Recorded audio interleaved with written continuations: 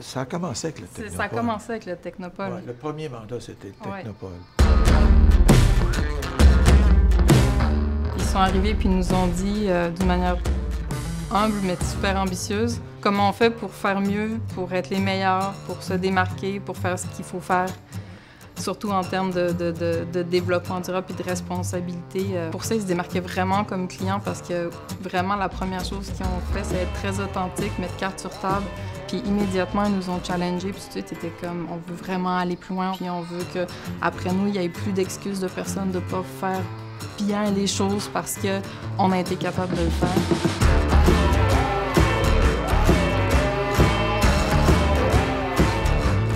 Le chemin du développement urbain durable, le développement LEED, il faut rappeler que c'était visionnaire il y a 20 ans, cette idée-là, puis c'est pas tout en matière de développement durable, mais c'est un gros morceau puis une grosse pierre à l'édifice parce que aujourd'hui, c'est un acquis, puis on peut justement réfléchir à aller plus loin. Ils se sont assurés de s'inscrire dans des normes restrictives sur le plan environnemental et ça a donné des résultats vraiment intéressants, puis on sent que de plus en plus d'acteurs, dans le fond, s'inscrivent dans ces mêmes normes, mais Angus a un pas d'avance.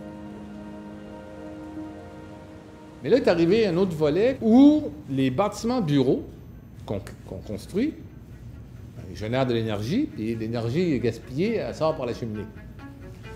Et là, on s'est dit, ce serait le fun d'être capable de la récupérer. La boucle énergétique, c'est un réseau qui se promène à travers tous les bâtiments et qui permet de mettre en commun les usages d'énergie. On soupçonne peut-être pas ça, mais les édifices à bureaux, presque toute l'année, sont en besoin de climatisation. Parce qu'il y a des gens, il y a des ordinateurs, il y a des équipements, il y a de l'occupation, de l'éclairage. Alors, si on a un lien qui réunit différents bâtiments qui ont différentes vocations, il se peut qu'un rejet d'un côté soit une énergie utile pour l'autre.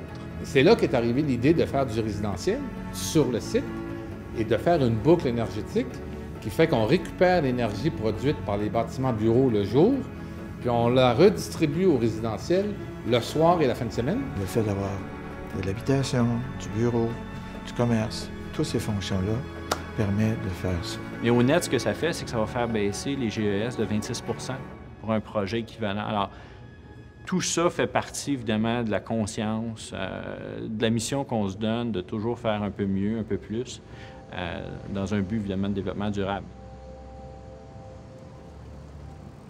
Quand on a commencé, nous, à faire des bâtiments écologiques, la norme LEED n'existait pas. Fait que c'était pas pire, tu innovais vraiment. Puis là, il y a eu la norme LEED qui est très bien. Sauf qu'à un moment donné, la norme LEED, elle a empêché la réflexion de continuer. Parce que là, tu avais une grille. Là, on a fait une réunion, on a dit, garde, on ne va pas travailler comme ça. On va retourner à la réflexion, on va faire des bons bâtiments, puis après, on verra si on les certifie LEED argent, LEED platine, LEED bronze. Mais nous, on va savoir qu'on a fait le meilleur bâtiment possible. Le problème avec les innovations énergétiques, c'est que c'est principalement basé sur des technologies. Puis ces technologies-là ont une durée de vie de 5, 10, 15 ans. Puis nous, on planifie le Technopole pour 100 ans. C'est pour ça que la boucle énergétique est si innovante et si écologique, c'est qu'en fait, on a simplement changé la mentalité de la gestion énergétique du site. Cette boucle-là fonctionne d'une manière plug-in, plug-out. Donc, on peut installer les technologies qu'on veut sur les bâtiments ou sur des systèmes. Puis quand cette technologie-là ou le système sera désuet ou sera brisé, on fait juste l'enlever puis on met un nouveau. Donc, c'est quelque chose qui est extrêmement résilient en termes énergétiques. Puis ça, c'est ce qu'on veut en développement durable. Toujours amener la réflexion en premier plutôt que la grille. Puis les professionnels, ils aiment ça, quand ils sont en réflexion. Ils aiment bien mieux être dans la réflexion puis avoir cette chance-là que de sortir le déjà tout cuit, tu sais.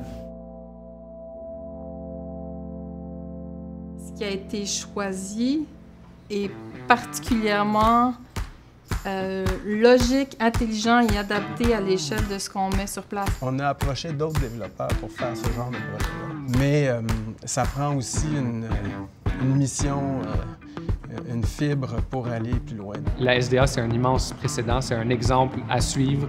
Puis on peut juste espérer que la SDA le fasse plus. Un client qui t'arrive et qui dit va au-delà de ce que tu es capable, puis je suis prêt à te suivre, puis qu'il y a un dialogue, puis qu'ensemble on prend les actions. Ouais.